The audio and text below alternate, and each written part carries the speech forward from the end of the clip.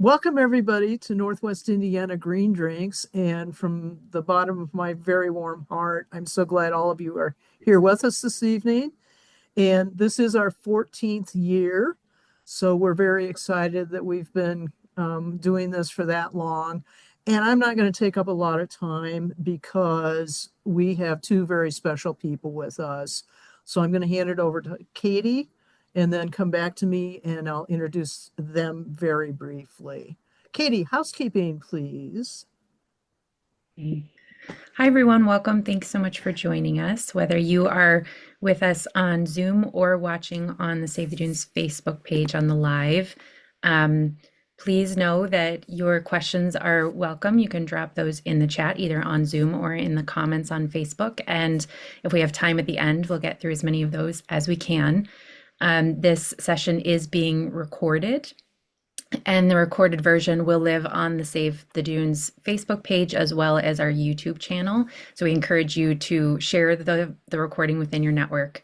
We also share the direct links to the recording every month in our monthly e-newsletter. So if you're not signed up for that, you can head to savedunes.org to get signed up. Everyone on Zoom is going to be muted, but we can remove that later when we get to the question portion. If you'd like to come off mute to ask a question later. And I think that's it. Thank you, Katie, very much. I'm these are like Leslie and Kathy are two of my most favorite people in the whole world. And with them being environmentalists, it just elevates that to a higher level even. And just briefly, Leslie Shad, she's formerly a board member with the National Wildlife Federation. And Kathy Sipple is currently a field expert with the Earth Charter Indiana. I think I'm pretty close on that. And if they want to tell you anything more about themselves, I'm going to let them do that. But Leslie, take it away. Thank you. Okay, I will do that. So I'm starting, why don't I go to the beginning here though? Sorry about that. Let me start the slideshow. Sorry.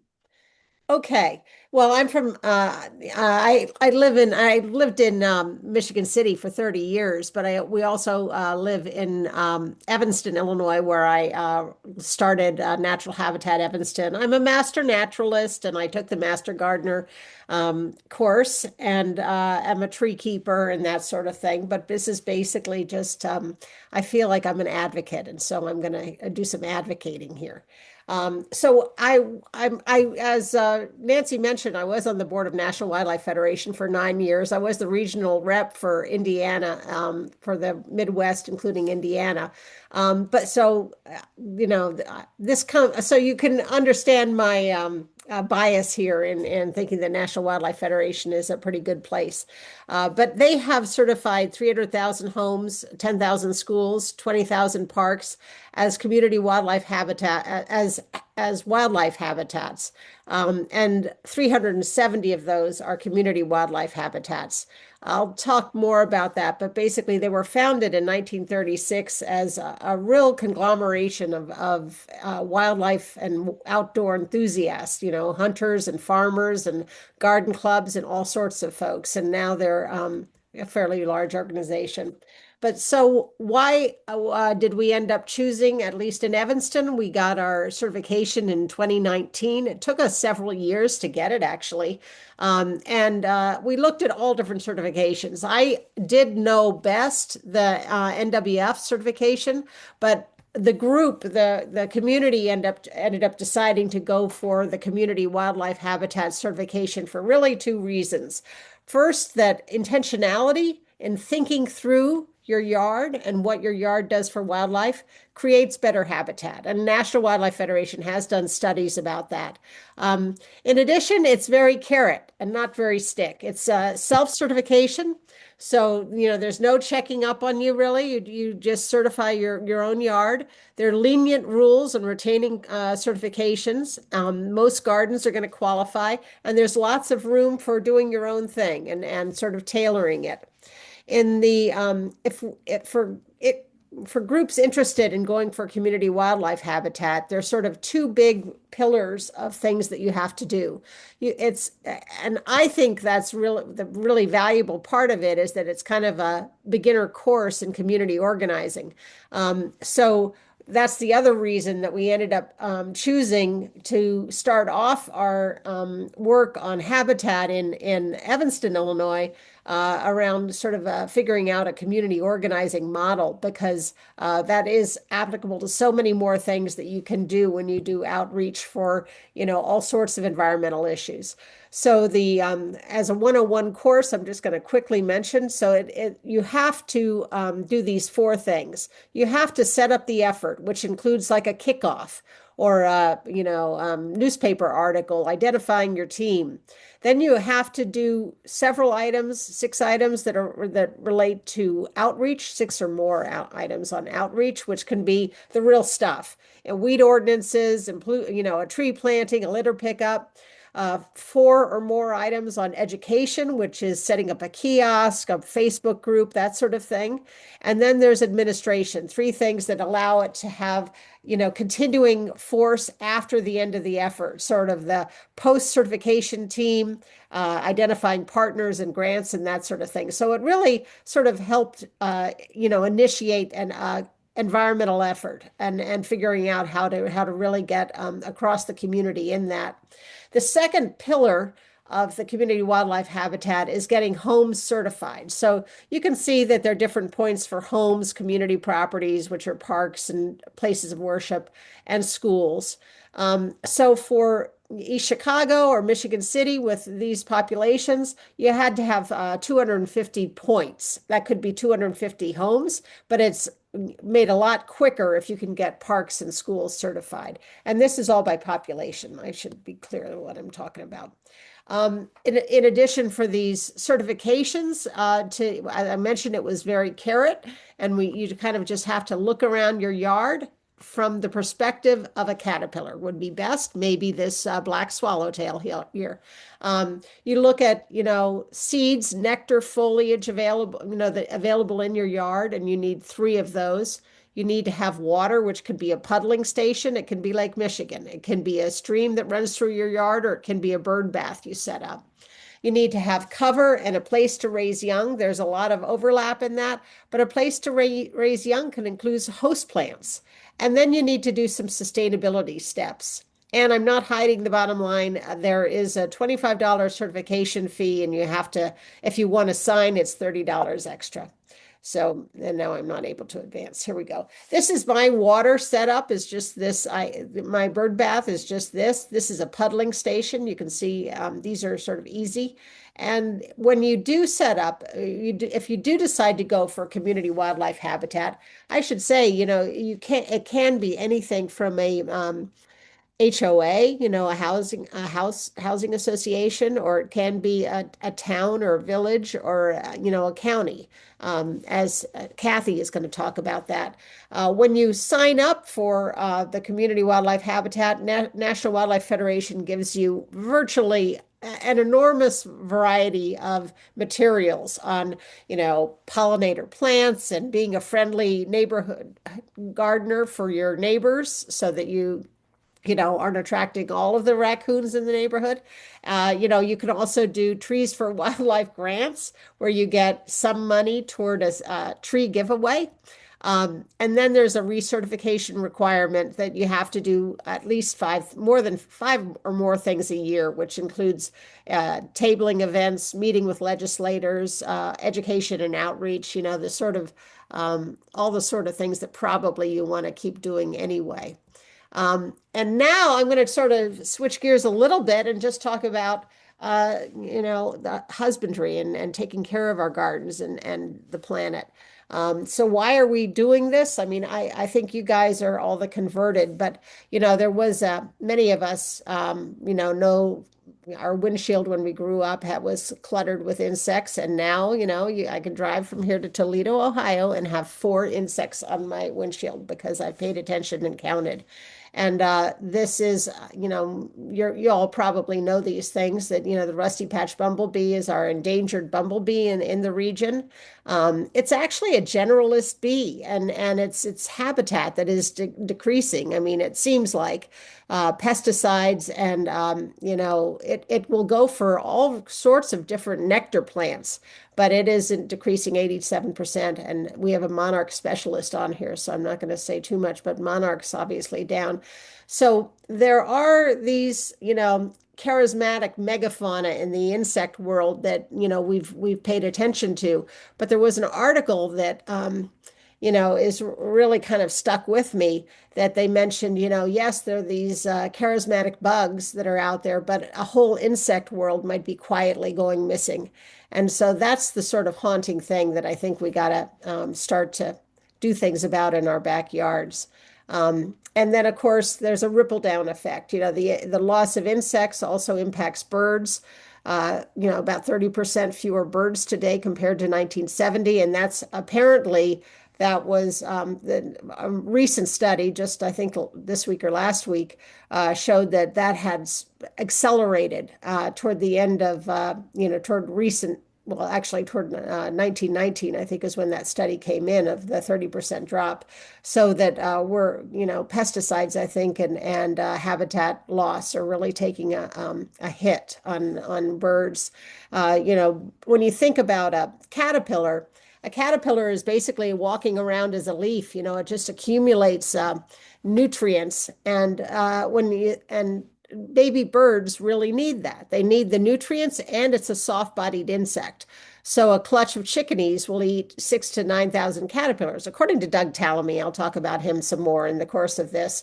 But 96% of land nestlings need insects, and caterpillars are a top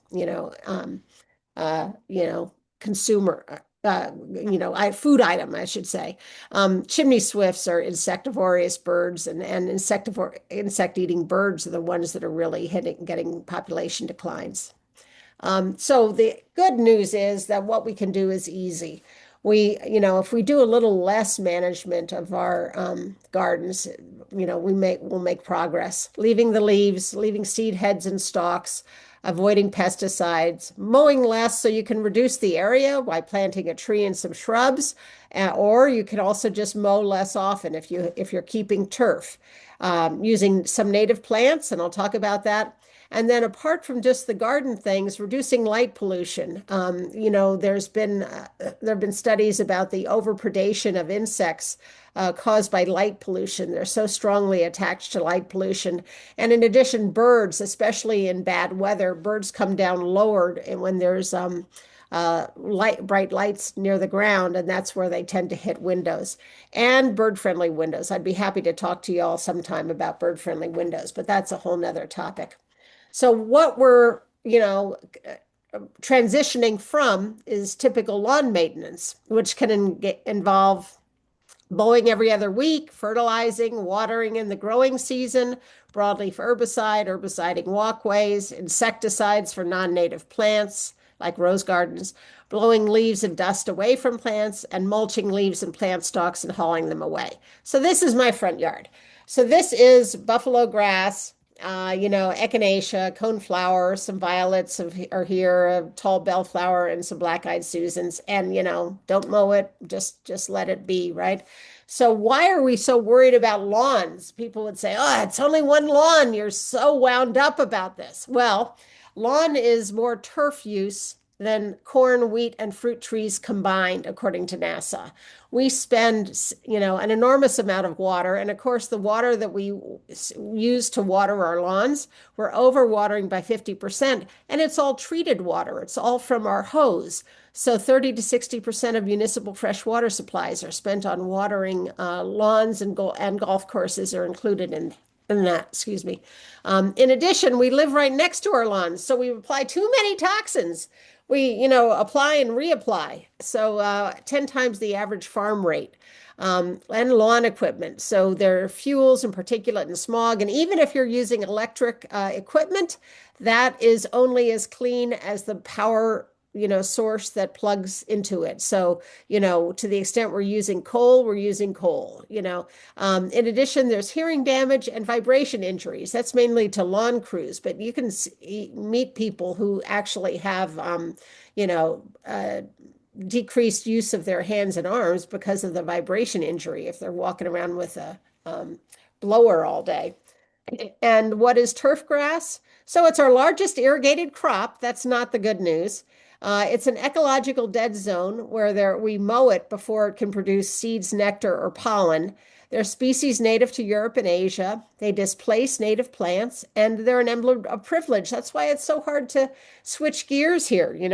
It's makes us feel embarrassed to move away from a lawn, but we have to fight that urge. So here are alternatives, some steps that you can take. I'm not claiming this looks like a lawn, but I would claim that you can mow anything. So, here in the upper right is just allowing your violets and things to grow in your lawn. This on the left this is a non-native mix. This is not native, but you don't have to water it as anywhere near. You don't have to water it, I think, really basically at all. It works sun to shade, and it does not, I think that they usually recommend once a year mowing, but it's not a constant mowing situation. These two bottom ones are native options. So this is Pennsylvania sedge, also called oak sedge, Carex pennsylvanica. This you could mow it, but unmowed, it looks like this. It looks like kind of flowing, grass. It's only about 10 inches tall. And I would say I have never successfully started it from seed. It is a sort of thing where you have to do plugs, and that's quite labor intensive. At least I've found that you have to do plugs. Buffalo grass only really grows in sun, and you can do it from seed. I did do it in my front yard from seed. So that one I know you can get going. Now I've kind of let strawberries take it over, but you can do that from seed. So the reason we're promoting natives versus non-natives, I mean, one reason is, first of all, here are the roots for fescue or turf. You see them? No, me either. This is buffalo grass, goes down about 8.5 feet. So, this just shows how much more deep-rooted natives are, which allows them to make it through drought. It conserves water. They just are better adapted to our local area, so they don't need pesticides. So that's the basic thing. So now we're going to look at a couple of pretty pictures. This is my neighbor in Evanston. This is Pachysandra, so that was great.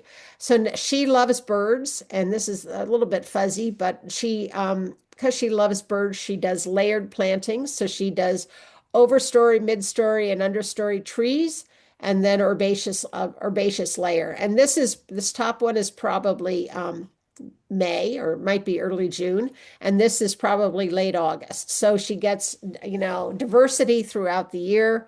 Things change. It's honestly a lot more interesting. And I would also say when you walk by her yard or my yard, you hear insects, and you don't hear any insects when you're walking the rest of the block. This is her parkway, same person, Nancy Bratt. She was grass, and now she has a shade garden. And yeah, pretty good there. And then this is just another parkway garden from another friend nearby. So oftentimes and everyone probably is thinking about wildlife gardens in terms of nectar, pollen, seeds, berries, and nuts. And probably you're thinking about it all throughout the year. You're thinking, I need to plant something that will produce nectar and pollen in ephemerals in early spring that will, help early emerging ants and other pollinators. And then I need to continue that all the way through the wintertime with berries and nuts that will persist into the wintertime. So that's great if you're thinking about that.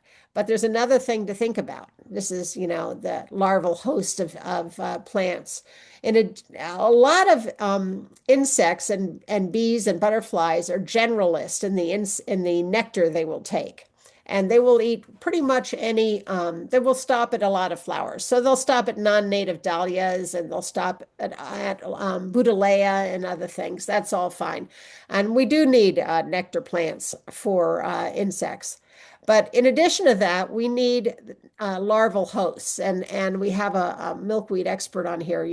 Milkweed obviously is essential to the monarch caterpillar.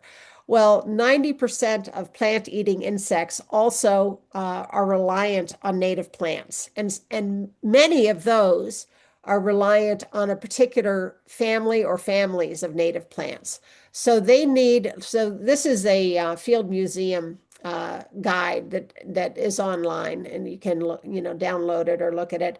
Violet fritillaries need violets. So many of these insects have co-evolved so that they've developed an enzyme to digest their host plant. And if their host plant is changed, for example, a hybrid that no longer, for oftentimes maybe the foliage is variegated or the foliage is a dark, sort of brown color or something like that, and they change the color, that can affect the chemistry of the plant and mess up these plants so that they're not useful as a host plant for the insects. So pearl crescents need asters, and this is talking about native asters. The eastern comma and the red admiral need nettles, and they're non-stinging nettles. You're going to say, nettles, she's crazy. Who's letting nettles in our yard? But spicebush swallowtail needs spicebush. I'm going to show you some non-stinging nettles. Anyway, I'll keep going here. So of these larval host plants, some of them are keystone plants and some of them are kind of, superheroes. And those are the top of the list for woody plants are, this is all according to Doug Tallamy, who's an entomologist at the University of Delaware, who has studied plants and the number of species of caterpillars they support. And he's coming to talk in LaPorte. So, plug him. He also, he is just the nicest person. I've also talked with him and he's just terrific, so I'm really thrilled that people are going to get to hear and talk with him and ask questions of him. But anyway, these are the Indiana numbers. This is an oak supports 434 native species of caterpillar in Indiana. And you think of an oak, so that caterpillars, of course, are all pollinators. They're turned into moths and butterflies.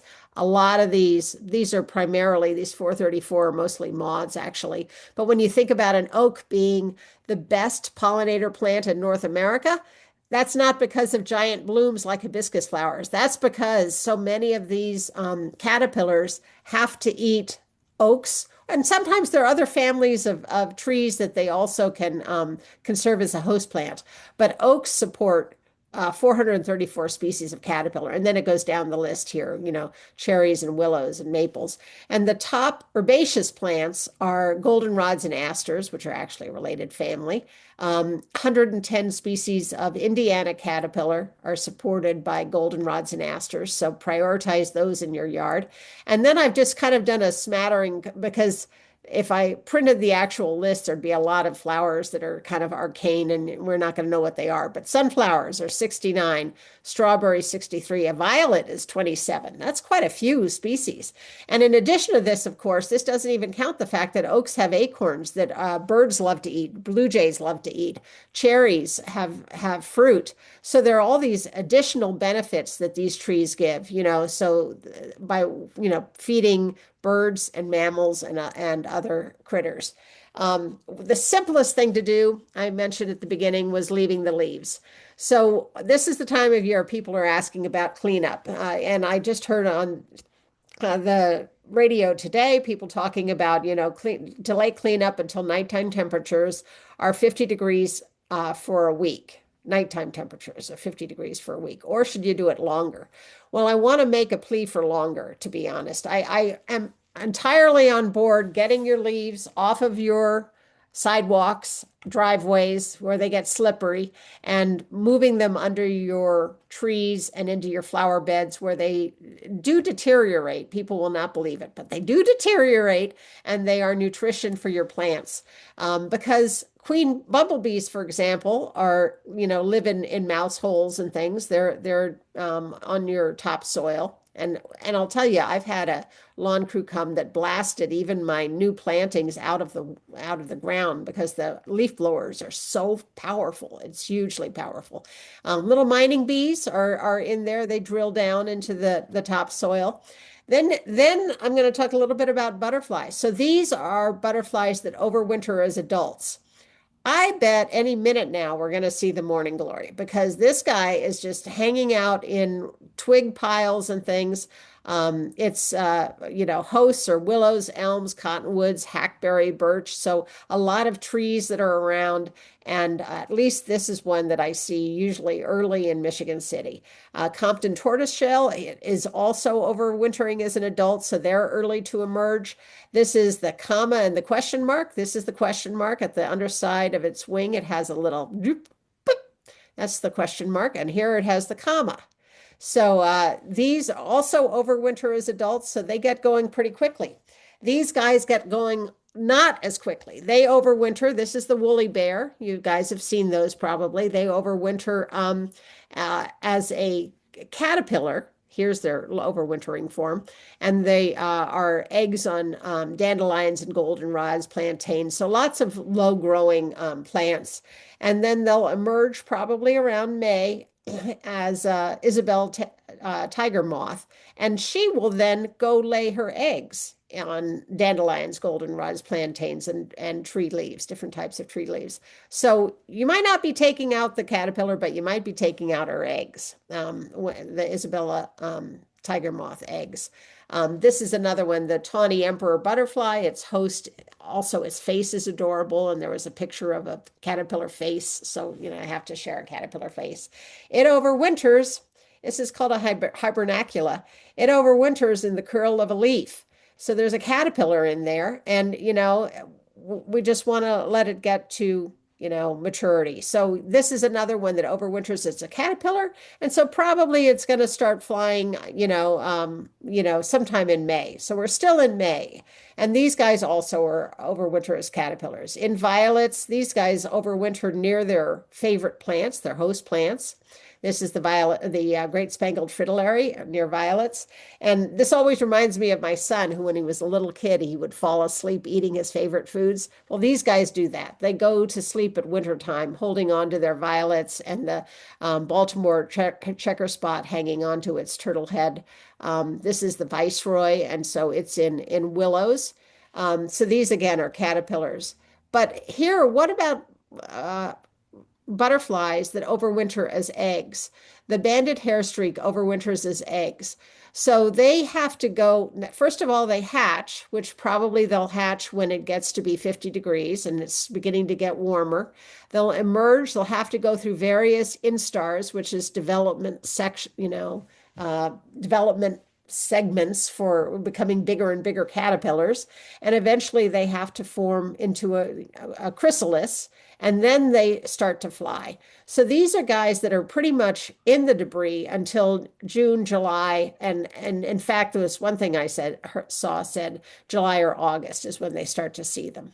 So there are these, and actually there's the purplish copper is another one that does that. So there are those types of butterflies, but also there are all these guys that actually live in the leaves. There's the ladybird beetle larva.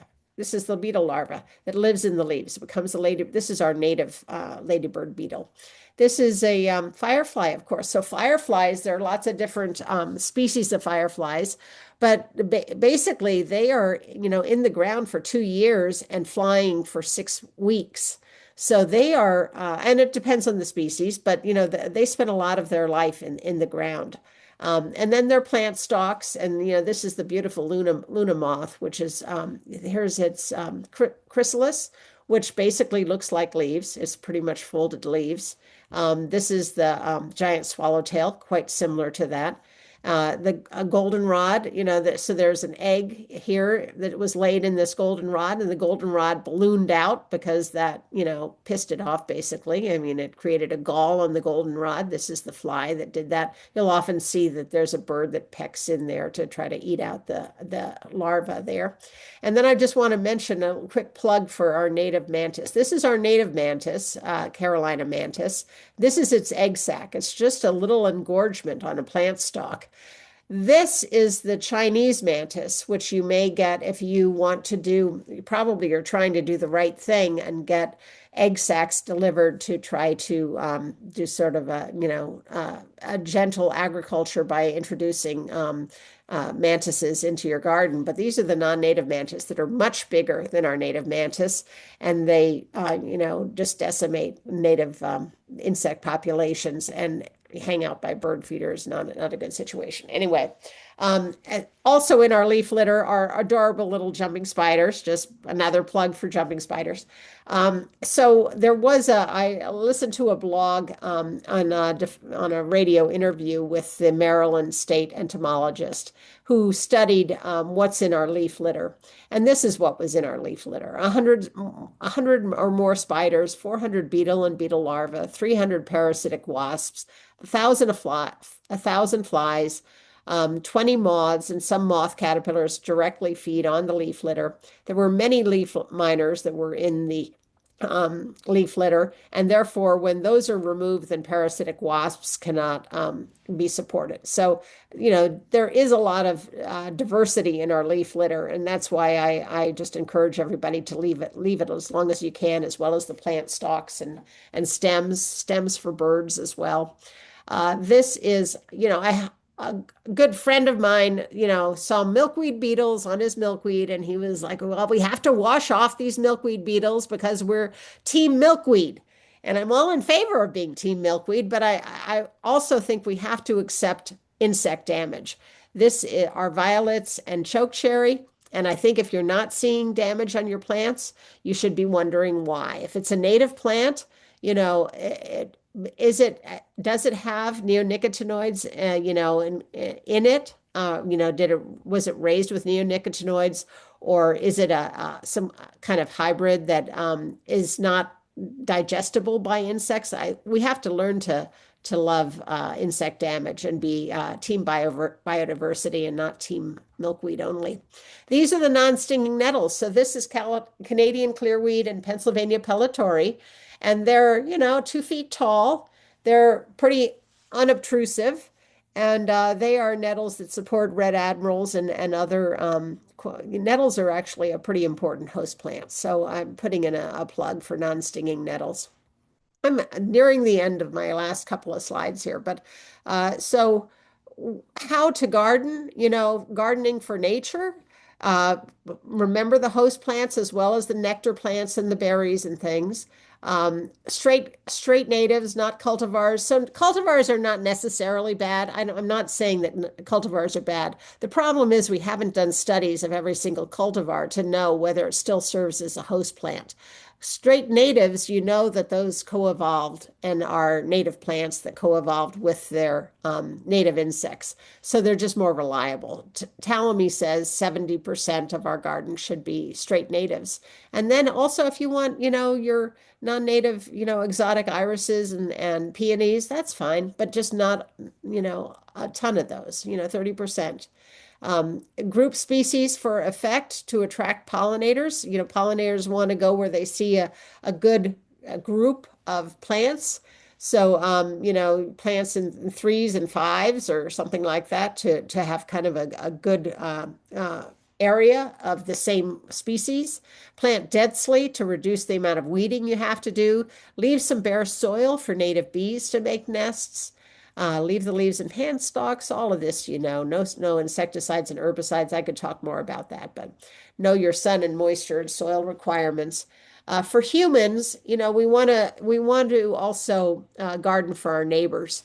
So first of all, this is a garden right, not too far. Actually, it's right next to I-94, to be honest. It's a pretty small garden with enormous amount of diversity in it, but a pathway for maintenance so that you can get in and out.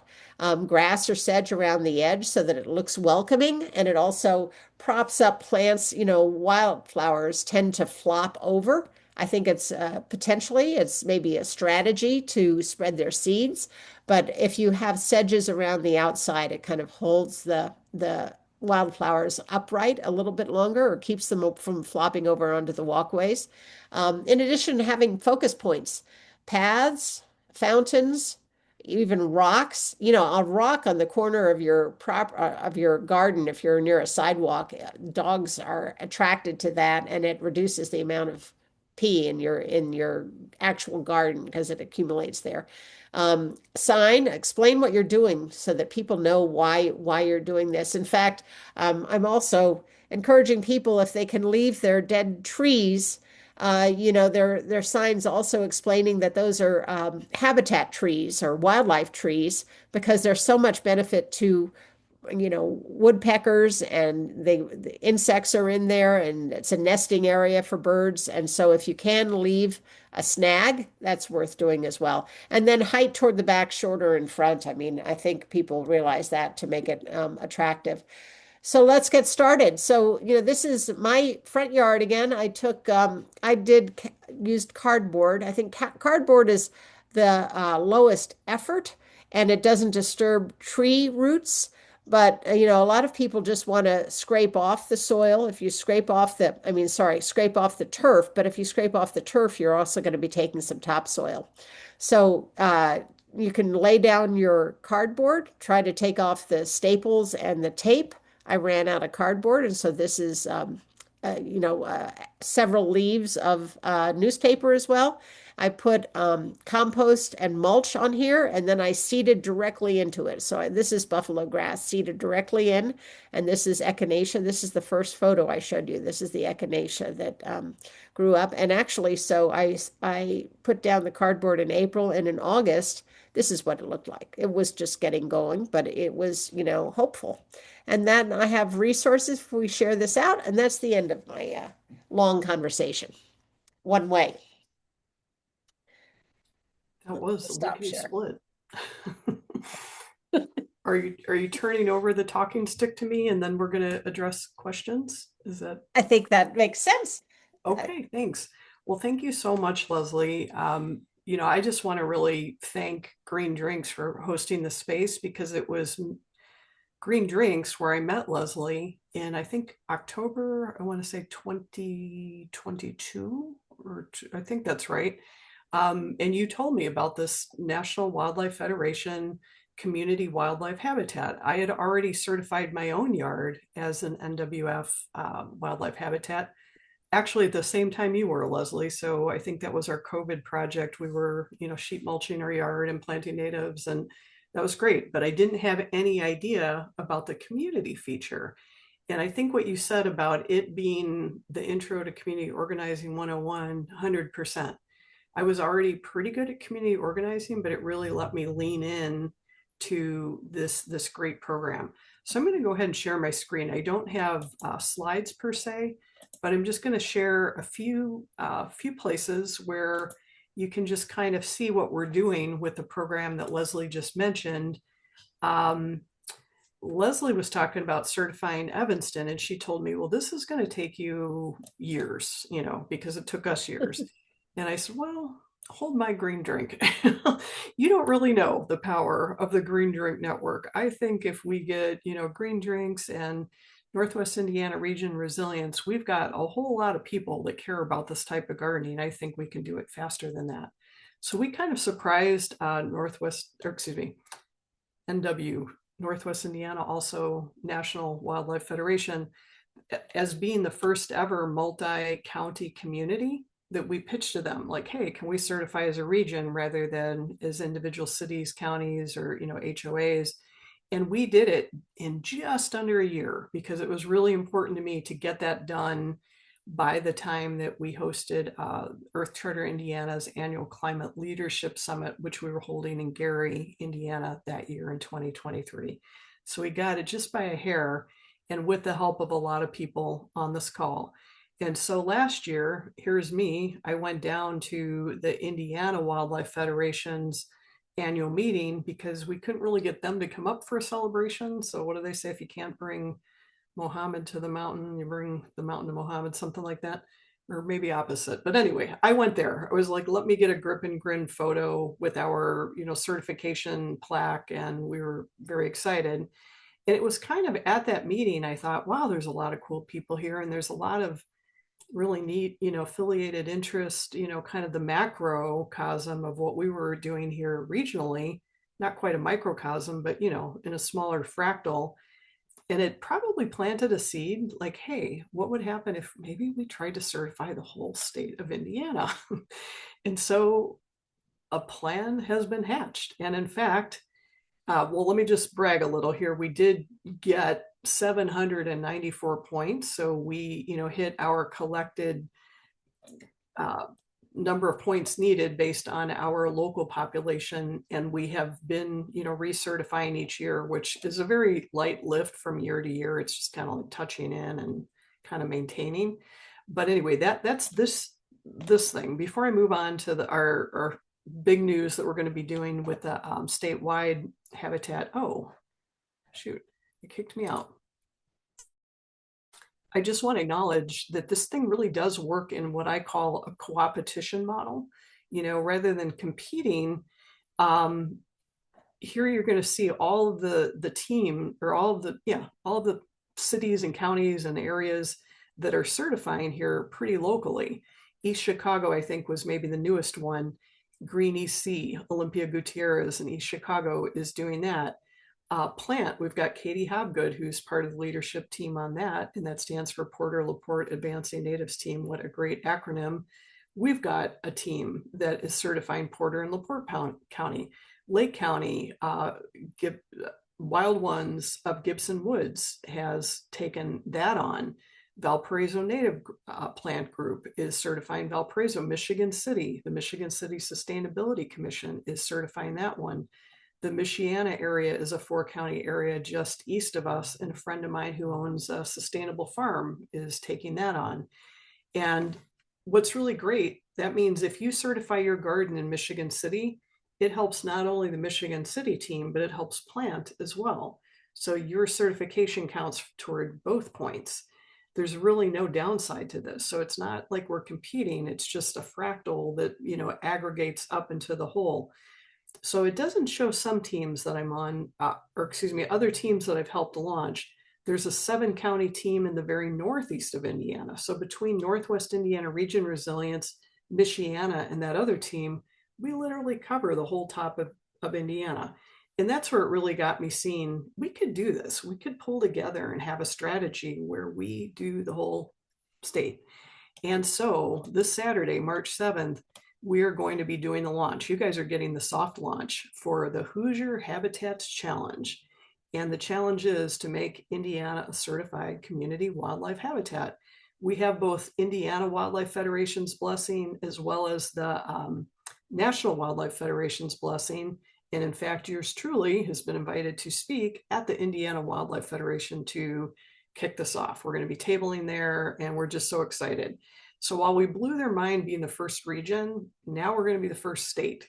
And I just came up from a conference today at Purdue Northwest, a sustainability conference, and they showed all these indicators with Indiana ranking, some of the lowest rankings on sustainability measures. And this would just make me so proud. And I think a lot of you hearing my voice right now on this call or the recording, to be the first at something. Wouldn't that just be cool? To be the Hoosier Habitat Challenge, and we do this together. And, Leslie already described this program, at the beginning, but I guess I'm just kind of appealing, like, why would you want to do this? And just to be clear, certifying your yard or your, farm or your school is step one. What I'm also speaking to is, do you want to be an organizer? Do you have a garden club? Do you have, a role in your municipality where you want to certify, your city, your town, your subdivision, whatever? This really does do all of these great co-benefits, increases participation in nature-based climate action.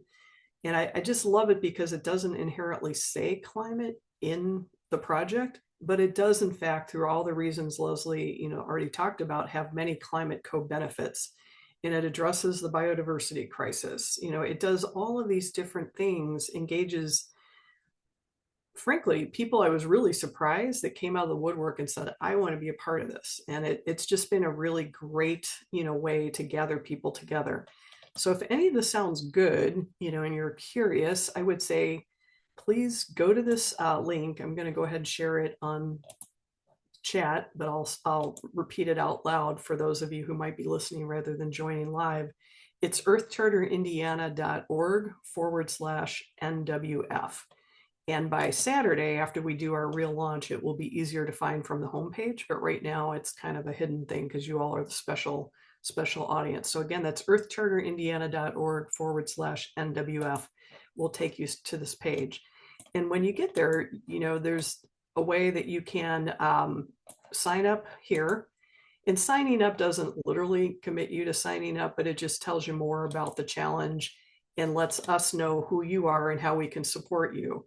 So it asks for a minimal amount of information and with your interest. If you just need a little help, getting clear on how to certify your property, if you forgot what Leslie said or you can't find the link, you can just simply check that and we'll help you. But if you want to be a leader, I'm not going to cover all of that right here. But if you do that, I will be following up with you and either, me join your team, connect you with local people, but we will help, steward your team and get you involved. Or if you have an organization, like Leslie said, you can get there a lot faster if it's a business certifying or, a park or park system. Shirley Hines Land Trust, bless their hearts, I think they certified all of their land in Northwest Indiana to help us get to that goal back when we were, trying to squeak in like that. So anyway, that's kind of the main thing. And how am I doing on time? I think we only have 10 minutes left and we still have to do questions and things. I think that's probably good. Maybe just one more minute. If you can hear my voice and you are attached to any of these things that are also a statewide environmentally oriented group, like I'm going to say the Garden Club of Indiana, I've already pitched them. They've got these big regions. Let's just say one of them wanted to certify one of their regions. They could do that, absolutely, and I would support them. There's the Indiana Native Plant Society. They've got these huge regions. If they wanted to certify all or part of that, they could be their own team, and they would be a subset of our statewide team, and I would support them. SICM, they do the invasive management. That's a great partner because if they're trying to get people to come to their weed wrangle, we can cross-pollinate, if you will, and we can help, get master gardeners and master naturalists to come to their events, and they need like community engagement points.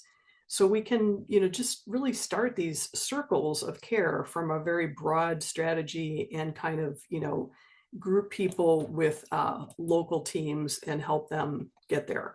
So I know that really just scratches the surface, but we want to leave time for questions. I see there's already some in chat, so I'll turn it back to either Nancy or Katie to be the moderator for that.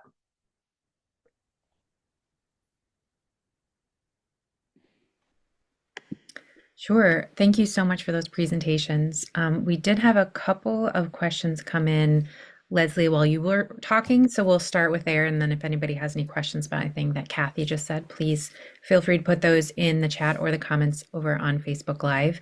So first, Betsy asked, what about tent caterpillars? Do we have to protect them? She feels they are very ugly. Yes, Betsy, I think you should protect tent caterpillars. This is my opinion, but I mean, I think that they the trees just rebound and if we were to try to kill the tent caterpillars, they tend to be up high, and we'd be either I mean, maybe there's some way you could spray them down with water, but I think most people would probably use some kind of insecticide. So that's not worth it. I mean, honestly, we just have to, accept some tent caterpillars. They're cool. They're not ugly. They're twitching in there. They're cool.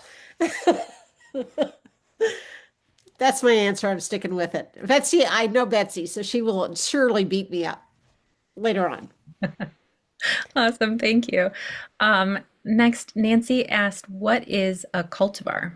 Yes, so a cultivar is a cultivar is any plant that is modified by humans. So anything that is trademarked, it can be, oftentimes you see hydrangea ivory snow, or you see hydrangea, blue bonnet or whatever. Whenever it has a trademark type of name, that's a cultivar. The what I was really talking about in my talk was more about nativars, which are cultivars of native plants. So those are plants where, there may be Joe Pye weed that is a dwarf version, for example, and that's changed by humans, modified by breeding to allow it to be smaller, or to change the bloom or the type of foliage that there is. So Talamy says that went from his reviews that changing the size of the native plant may not, impact the chemistry of the plant, and it may still be a host.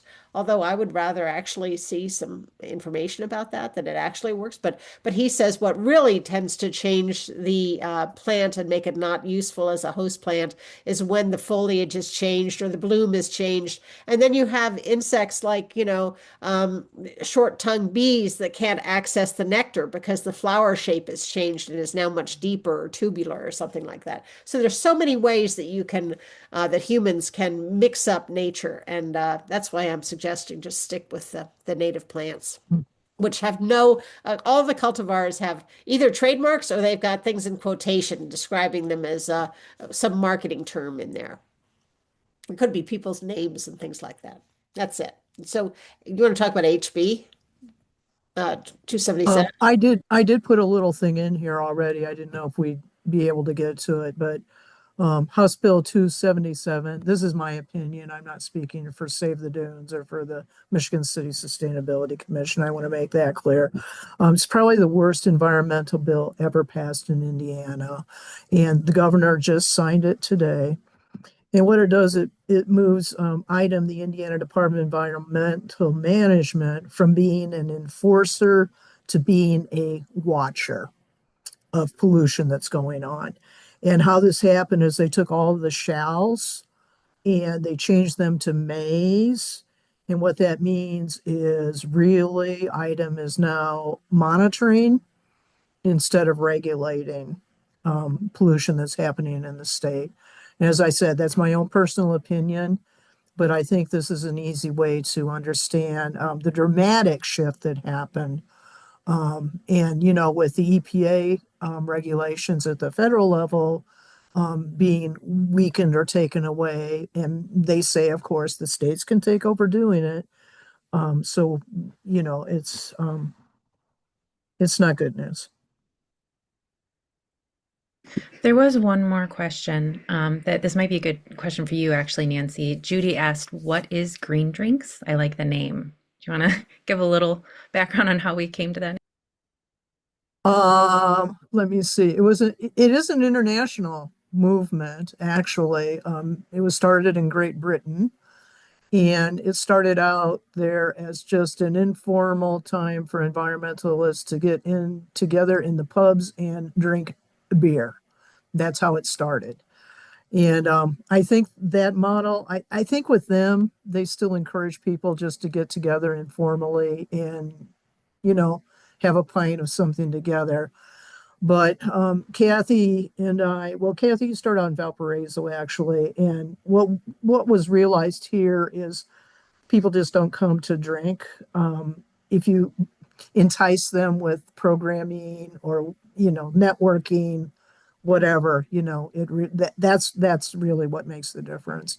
And I think we may have gotten kicked off the international list because we weren't just getting together to informally drink beer together.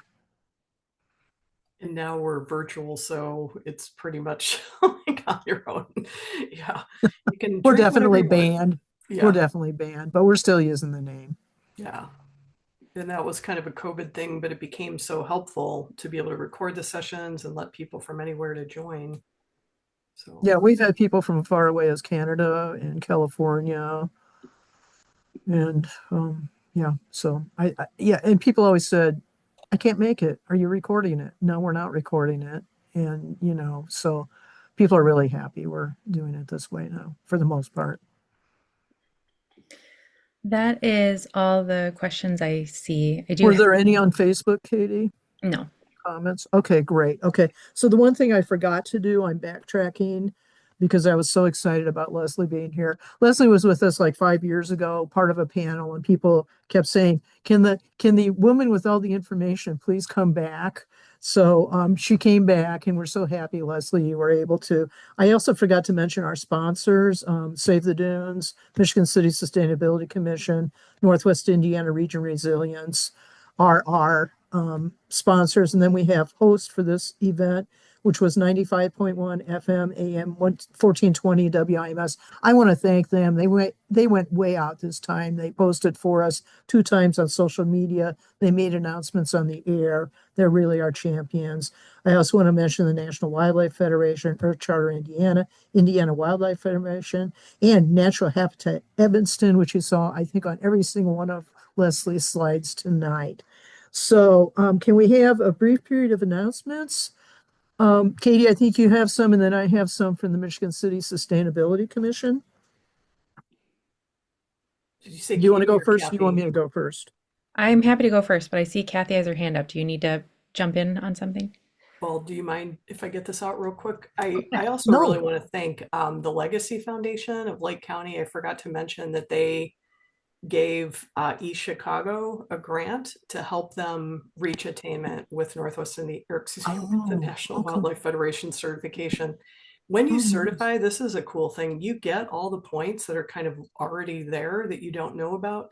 East Chicago literally had 0 points. They had no native gardens there, so they really needed a boost, and really appreciate the Legacy Foundation for giving them that, because they were Yeah. the worst greenhouse gas emissions area in our region when we did the greenhouse gas inventory back a couple years ago. And then also there was an announcement in the chat that I didn't know if you all saw, about picking up free native tree or shrub at the Michigan City Senior Center on April 25th. So it's not Yeah, my that's announcement. our Earth Month Oh, extravaganza. So I I'm was sorry. gonna, yeah, no, Okay. that's okay. Okay. Yeah, Well, free I'll let you trees say there. the rest Yeah. of that. That's all I had Katie, to why say. don't you, Katie, let me just run through mine, okay, if Go that's for it. okay. Yep. Um, we're having a spring recycling workshop on Wednesday, April 15th at 5:30 p.m. This is at City Hall in Michigan City in the EOC room, which is downstairs. Um, Sponsored by Michigan City Sustainability Commission and our partners within city government. And Satra Gee Burns is going to be there. We're encouraging people, bring those items that you don't know what to do with it. You have it in your hand and you're going, should I recycle it or should I trash it? So bring your stuff, and Sasha's going to help us figure it out. Again, Wednesday, April 15th, 5:30 p.m., Michigan City Hall. And then, Kathy, this is what you were talking about. April 25th, from 12 to 3 p.m. is the 5th annual Earth Month extravaganza. Again, it's going to be held in Michigan City. It's going to be at the Senior Center. Be there from 12 p.m. to 3 p.m. Also, they're having a 10 a.m. beach cleanup. This is a free event. If you are a green organization or one of our social justice organizations and you would love to have a table there, they're free. Contact us and we'll let you know about that. And then this is the very exciting thing. We're just pulling this together. We are going to have a pollinator garden planting workshop, and Leslie's and Kathy are going to be there for that. So you can actually meet them in person, and time to be determined. Do we determine it was going to be from 1 to 2:30? I didn't hear a time, but I'm good with whatever you say. Is So 1 to 2:30 okay with you, Kathy? I think so. Can you remind me the day again? May 9th, while May she 9th. looks that up. Sounds good. Anyhow, we're going to have the mayor's beautification trailer out there. It has all kinds of tools and neat stuff in it. And we're going to be getting native plants and soil in little pots so you can actually practice planting plants and learn how to do that properly. Not too high, not too deep, whatever. You get to take them home. You can replant them at home. And Kathy, does 1 to 2:30 work for you? Okay, it's from 1 to 2:30. And that's at the Michigan City Senior Center also.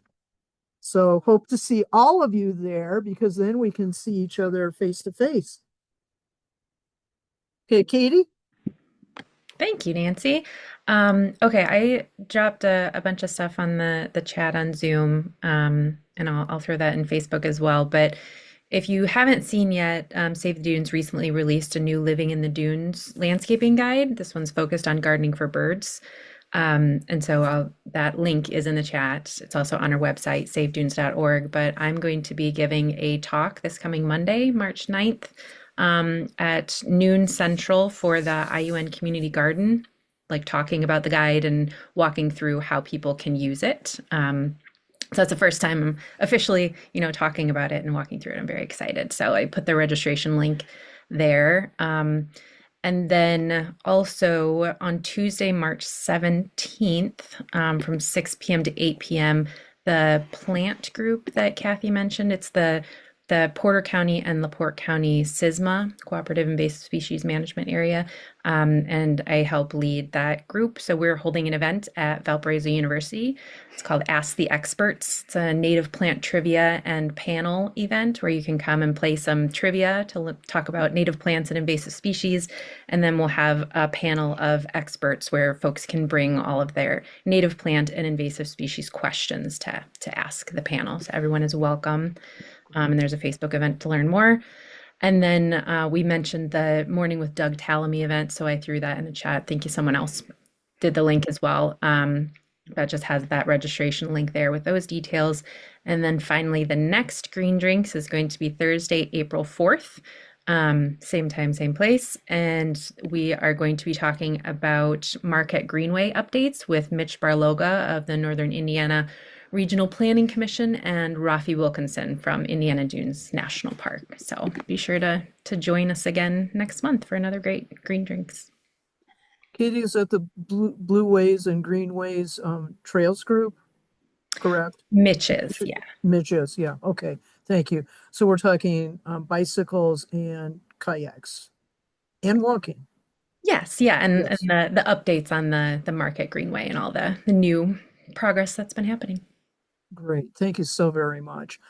Just all of you, thank you so very much for joining us this evening. This has been a wonderful event, and it seemed like a big homecoming, almost like it was a school graduation class that came together. It was marvelous.